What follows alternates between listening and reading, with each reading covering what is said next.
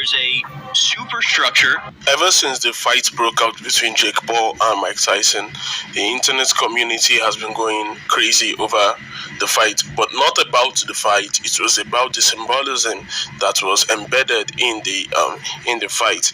Here we see Jake Paul doing the vow of silence, and later I've actually in the other video, I've showed you the ritual that was performed by Mike Tyson before the fight actually kicked off. So here we see him giving the vow of silence. I hope you guys already know the meaning of the vow of silence. For those of you who are new, who don't really know what the vow of silence means, check this out. It says here that when the human race learns to read the language of symbolism, a great veil will fall from the eyes of men. They shall know the truth, and they shall know that they realize from the beginning that the whole world has been unrecognized. You guys can pause and read that to yourself. One thing I want to point out is the vow of silence that you see each and every one of these celebrities doing.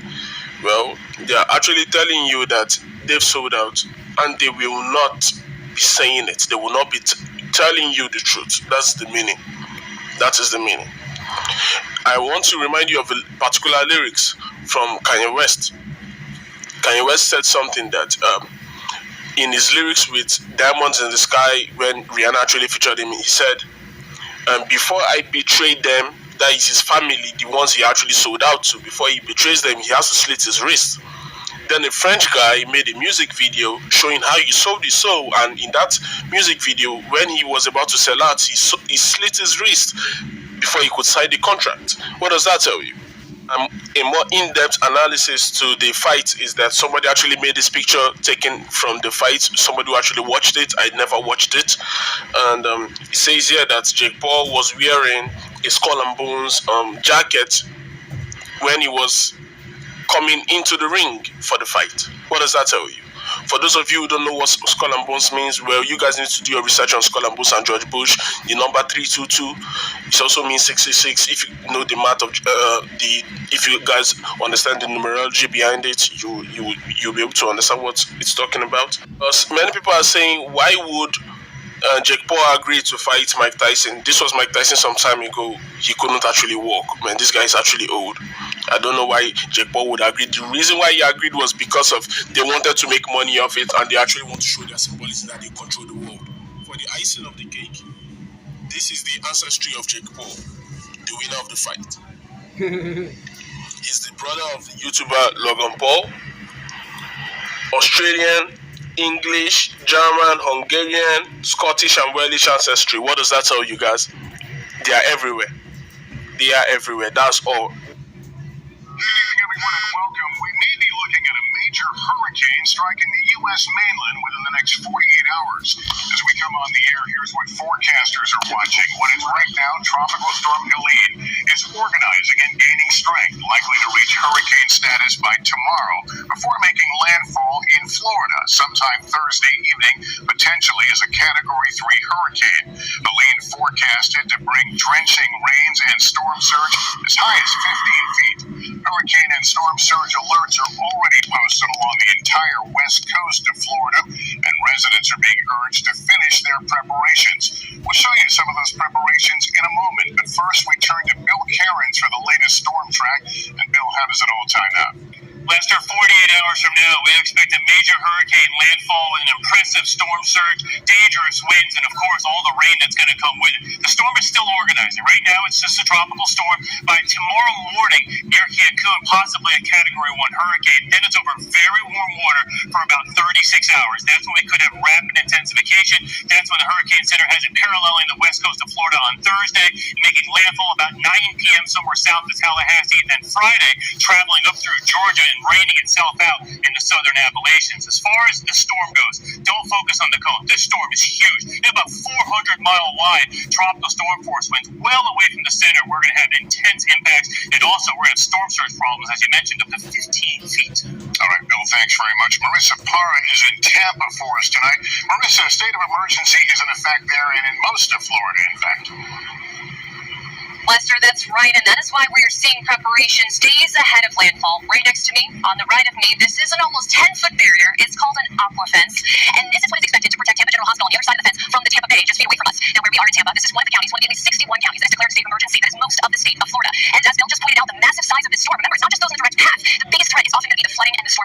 why we are already seeing long lines at those sandbag distribution centers, at the gas station, school closures across the state. The message here, Lester, tonight is clear. Prepare now while you can. This is the Rebel Call Channel. Welcome to today's show. It's that time of year again. It's man-made hurricane season where hurricane after hurricane after hurricane starts to strike states like Florida and Texas. And we're seeing more and more bizarre behaviors when it comes to these hurricanes, which is something that people need to keep an eye on. Most people think, obviously, that all of these hurricanes, tornadoes, etc., earthquakes are all natural occurring events. They refuse to believe that the government has the patents and the capability to do these things. But all of us obviously know better. We all know about HAARP. We know about Tesla's earthquake machine. We know about geoengineering and the chemical trails of aluminum and barium that are dumped on us daily and what they're able to do with those things. But I think even people who know some of these things still like to believe that some events are actually naturally occurring. And what we have to do when we see stories like this, without speculating too much, is look at what they're showing us. Because when they show us weather patterns that are not normal, you can bet your bottom dollar that it's a man-made storm. Now, if you notice, there were quite a few anomalies in that news clip that aired on national news on NBC propaganda television. You may have noticed that suddenly we're seeing hurricane patterns and storm patterns going west. Wasn't it always that every single hurricane would flow up from the south, it would flow northeast and tail off into the ocean? You ever seen a hurricane? How often does this happen? Where a hurricane comes up through Florida, makes a turn towards Georgia and Tennessee, and parks itself in St. Louis? Well, that's not normal. In fact, that defies what they tell us is actual science. So we start with the pattern of the storm, and we can all look at that and say, yeah, that's not what we normally see. The other thing is where this storm is hitting. They're telling us that it's 400 miles wide. How often do you see a hurricane literally go coast to coast across Florida? Not very often. Now, they say on average most hurricanes can stretch about 300 miles wide. This one stretching 400 miles wide. And of course, Going pretty far up, too. Clear that it seems like Way up into Missouri. The Gulf Coast of Florida, most recently over the last couple of years. Now, for people out there that don't understand and say to themselves, why would they do this? Well, look at how we view sheep or cattle on a ranch or a farm, right? You know how you herd them and you move them around to certain spots, and you get a sheep dog, and you move your whole flock of animals that way, right? Your sheep herder will move the sheep. You know how that works, right? You ever seen that? You ever seen just video clips or TV shows where they show you a bull ranch and how the bulls are getting moved around from cage to cage or fence to fence or guard? Well, that's exactly how these people view all of us. In fact, their books tell us that's how they do it. They literally call us cattle in their books, and they're moving people around like cattle. They're wiping out their homes. They're blaming it on the weather. And conveniently, Florida, which was always a state that actually went back and forth, it was a conservative to Democratic state, it was never just this specific Republican state that it's become. How convenient that it's suddenly a Republican state where many Christian conservatives are heading down there and they're having their homes destroyed year after year after year without getting suspicious about it. These are things they refuse to learn because they've been told that we can't control it. Which means it's their head about the weather, so they can head down to Florida. And how convenient wants everybody to become a communist globalist is targeting a state that's filled with conservative Christians, right? Targeting it with Hello, Moto.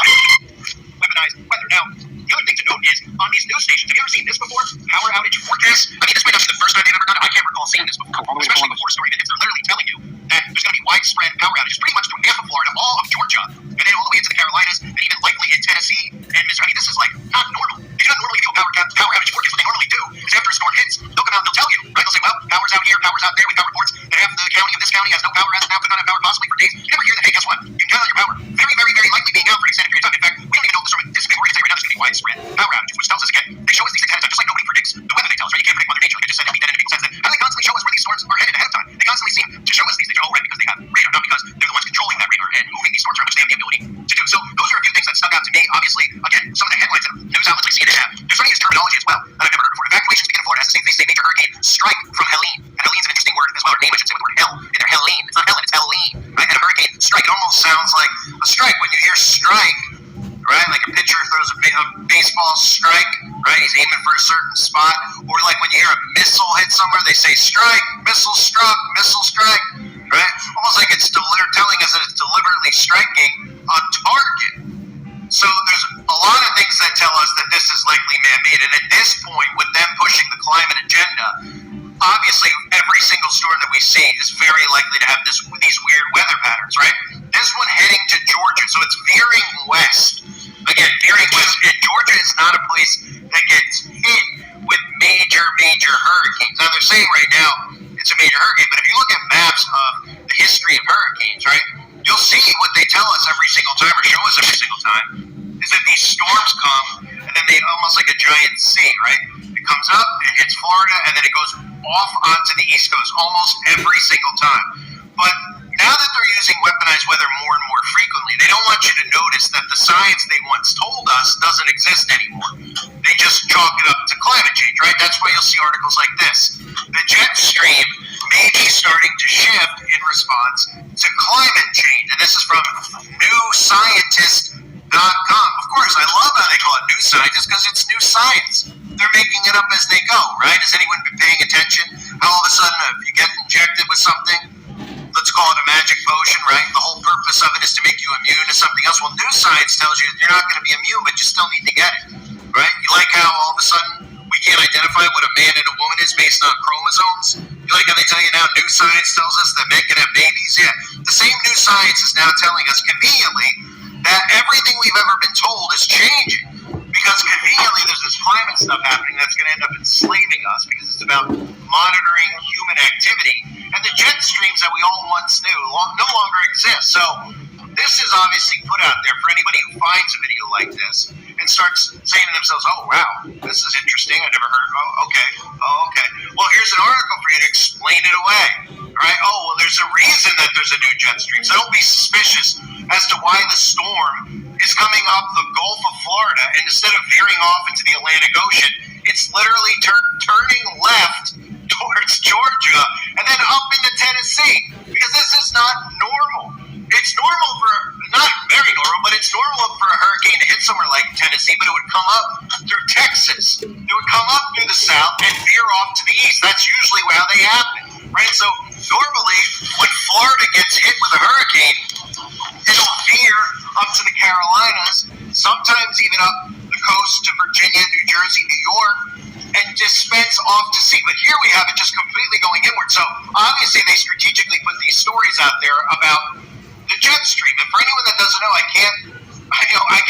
might as well mention it every single day, right? The U.S. patent applications that they have for hurricane and tornado control, all the documentaries that I've played in the past that show you them talking about having the ability to manipulate. So, in fact, let me play for you this clip, because some of you may never have seen this from about 13 years ago, where they talk about this man who they were calling the Hurricane Tamer.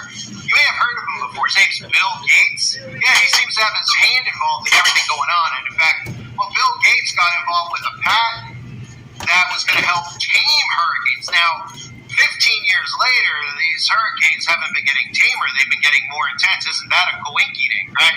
That Bill got his hand in this, and all these other nightmares have continued to happen year after year after year, whether it's Bill telling us that we all need to get inoculated, or it's Bill telling us that we have to do something about the climate while he's sucking carbon out of the air instead of planting more trees. And then, as you'll see in this clip, Bill's even planning back 15 years ago to use a fleet of ships to be able to steer weather away and dispense hurricanes. But it's crazy that he has a fleet of ships and the weather's actually getting worse, because you think Bill is actually trying to prevent hurricanes. He sure has his hand in a lot of quote-unquote natural events that are occurring around the world, doesn't he? And he's also, of course, he's one of 13 inventors who has the patent filed for hurricane taming. Take a look. When you hear the name Bill Gates, you probably think